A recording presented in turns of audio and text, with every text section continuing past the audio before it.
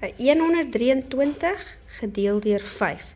Ek gaan eers jou veelvoude langs die kant skryf. 5, 10, 15, 20, net die eerste 5 vir nou, en dan kan jy net verder skryf as die getalle groter raak. 25. Gaan jou gesiggie doen. Gesiggie is die stappe wat jy moet volg. Dis deel, maal, minus en afbring. En soos jy dit doen, merk jy dit elke keer af. Ok, goed, ons begin met die eerste getal, dis 'n 1. Ons moet eers deel, 1 gedeel deur 5. Ons kan nie sê 1 gedeel deur 5 nie. Jy kan ook vir jouself vra, hoeveel 5e is in 1? Daar is geen 5e in 1 nie. So jy kan of 'n 0 maak, of jy kan net 'n kolletjie maak, omdat dit die eerste syfer van jou antwoord is. Goed, die volgende stap wat ons nou gaan kyk dan, die 1 kan ons nou nie deur 5 deel nie, so ons gaan sê 12.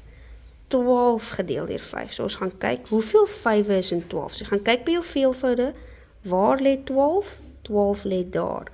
Hoeveel 5e is in 12? Wat is 12 gedeel deur 5? Daar is 2 5e. Skryf jy 2. Al die antwoorde kom daarbo van die deel, die res gebeur als onder. Dan merk ons af. 12 gedeel deur 5 is 2. Nou moet ons maal.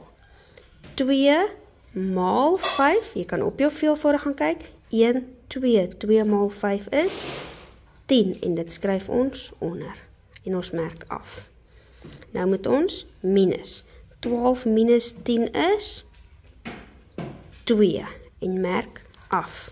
Nou moet ons afbring, jy bring die 3 af, tot langs die getal, en nou het jy 23. Nou moet jy als van vooraf weer doen, en ons gaan weer van vooraf deel. Nou werk ons met 23. Nou gaan kyk ons by jou veelvoude, daar is 23 tussen 20 en 5. Vraai vir jouself weer, hoeveel 5e is in 23? 1, 2, 3, 4. 4 5e is in 23. Skryf jy 'n 4 en merk af. Nou moet ons maal, nou gaan toets ons dit.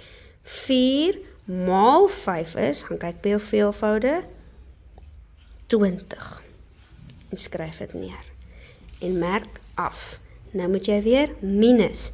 23 minus 20 is 3. En merk af. Nou moet jy afbring, daar is niks, geen getalle verder om af te bring nie, maar jy het 'n 3 wat oor is, en dit is dan jou res. So jou antwoord is 24, res 3.